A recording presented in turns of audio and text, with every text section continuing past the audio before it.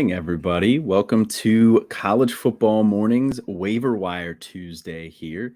Just Colin today. Austin is off in the Cayman Islands, but I still got the waiver wire plays for you here this week. We'll break them down into players to add everywhere, players to add in your leagues where you have unlimited pickups or deeper leagues, and then just some watch list players. First up on the list of players to add everywhere is Davis Brynn, quarterback from Tulsa. And this is if he's still available. He certainly may not be because he's been on fire. He's leading the country in passing right now, 1,200 yards, 11 touchdowns, 1 pick. He's QB5 on the year in fantasy points per game with 37, 38, and 44 fantasy points through 3 weeks. They do have a tougher matchup this week in Ole Miss, but you can play him throughout the rest of the year. They'll get Cincy. Maybe you don't want to start him in that one, but the rest of the matchup should be fairly soft. Next up, we got Demi Sumo. I'm not going to try to pronounce the rest of that last name. Running back for NC State.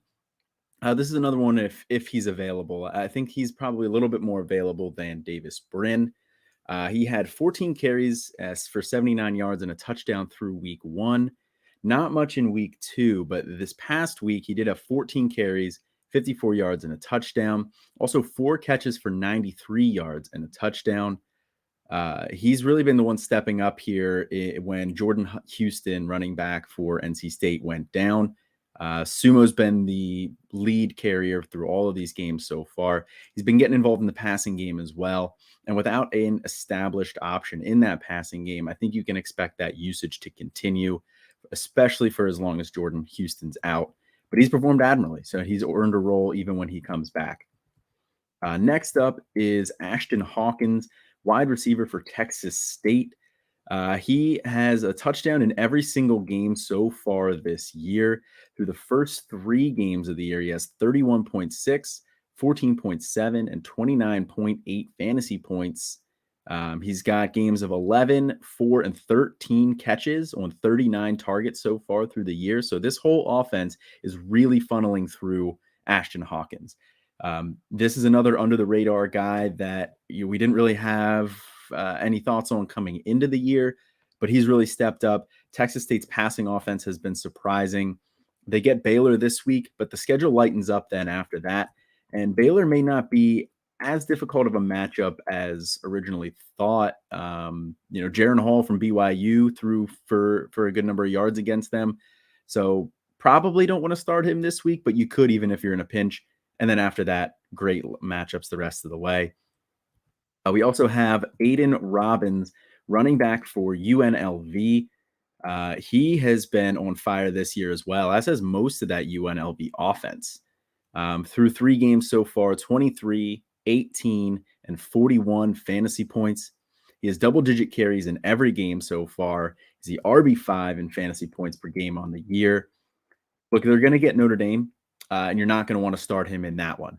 But the rest of the schedule is pretty light in the Mountain West there. And this offense has been humming pretty well. Doug Brumfield, Ricky White was a guy that we had highlighted previously. But Aiden Robbins is a big bruising running back who's been getting the vast majority of the carries here and looks like he's going to continue to produce for you. At this point, I'd go pick him up as well.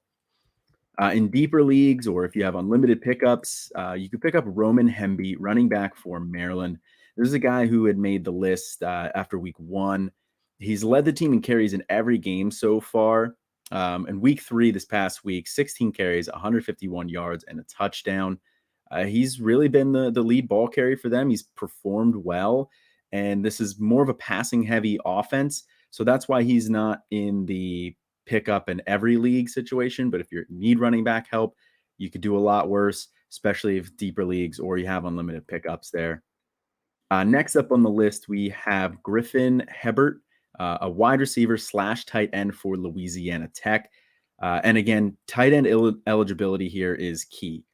He's kind of like a Jack Beck type of a role for LSU, if you're familiar with him, where he has tight end eligibility, but mostly lines up as a wide receiver. He's had 3 catches for 93 yards and a touchdown in week 1, 1 catch for 63 yards and a touchdown in week 2. But then last week, 5 catches for 122 yards against Clemson in a tough matchup there. In terms of overall volume, it's not great as a wide receiver, but if he's a tight end, that's a cheat code, and you can get some really nice production from him. He's a guy that I would definitely be looking to pick up in your deeper leagues. And if you're even shallow at the tight end position, you could find a lot worse options, especially with other guys we highlighted like Luke Musgrave still being out. Next up here, we have Odu Hilaire, the wide receiver for Bowling Green. He's had 3 touchdowns in the past 2 games. 12 targets, 10 targets in the last 2 games. So he's started to come on strong here. This Bowling Green passing attack overall has come on pretty strong. Quarterback Matt McDonald has played well so far. And then they're coming into Maction play here. So in Maction, anything can happen. High scoring offenses. This is a guy that I would also be looking to add in some deeper leagues. And then last one here, we have Jalen Polk, wide receiver for Washington. He had 6 catches for 153 yards and 3 touchdowns last week against Michigan State. He's second on the team in targets so far with 19 behind Jalen McMillan. In this game that he put up that huge stat line was even with Rome Odunze back. Odunze was out in week 2. Polk was okay in that matchup, but he really exploded in this one when Odunze was back. So it's looking like he's going to vie for that number 2 wide receiver on Washington. And Kalen DeBoer's offense and Michael Penix have looked like they're going to be able to sustain 2 wide receivers so far this year. Jalen McMillan, probably the first one. He's going to be a steady Eddie, kind of an all-year guy. But Jalen Polk is some explosive plays here. He's a guy that I would be looking to add as a flyer in some deeper leagues. At the very least, I'm watch listing him. Probably not picking him up just yet because of the other wide receivers vying for that number 2 role. And this was just really one game. But definitely got to monitor moving forward. Other guys to monitor, other guys that I would put on the watch list. First one is Arunde Gadsden, wide receiver for Syracuse. He had 6 catches, 112 yards, and 2 touchdowns on 8 targets last week against Purdue. He is second on the team in targets behind Sean Tucker. Look, this offense with Robert Anae at the helm and Garrett Schrader, that's an offense that we wanted the lead wide receiver in. Robert Anae has a strong history of good passing attacks. Last year we saw Dontavian Wicks explode at the University of Virginia. Anae comes over to Syracuse now. We knew we wanted that wide receiver 1 for Syracuse. We didn't really know who it was going to be. It's sounding like Gadsden is going to be the guy who's stepping up, especially with the one wide receiver for them who just is out for the year. I believe Isaiah Jones was just announced as out for the year. So competition thinning out.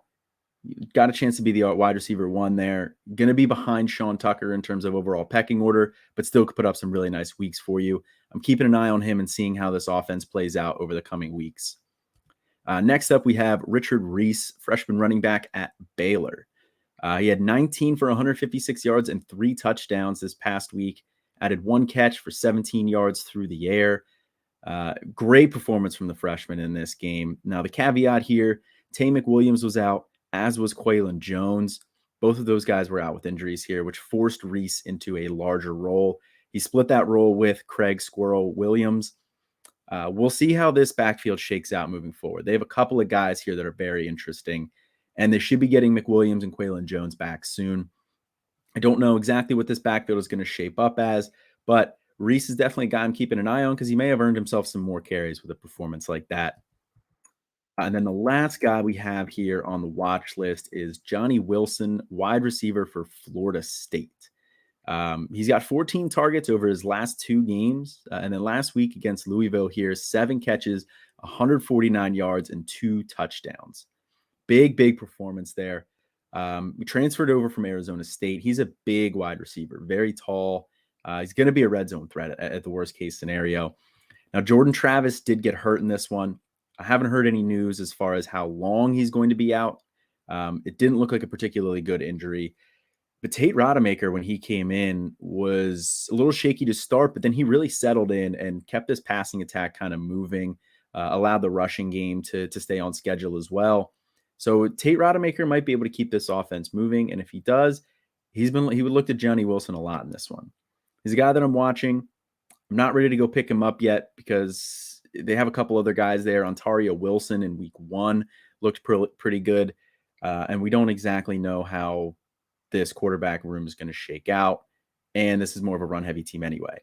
But still an intriguing guy. Still a guy I'm keeping my eye on. That's going to do it for us here this week on Waiver Wire Tuesday. Be sure to give Austin some crap for not being on here. Like and subscribe down below. It really helps us out. We really appreciate it. Leave a comment if there's anybody else that I missed that you think we should add. And we'll see you next week then.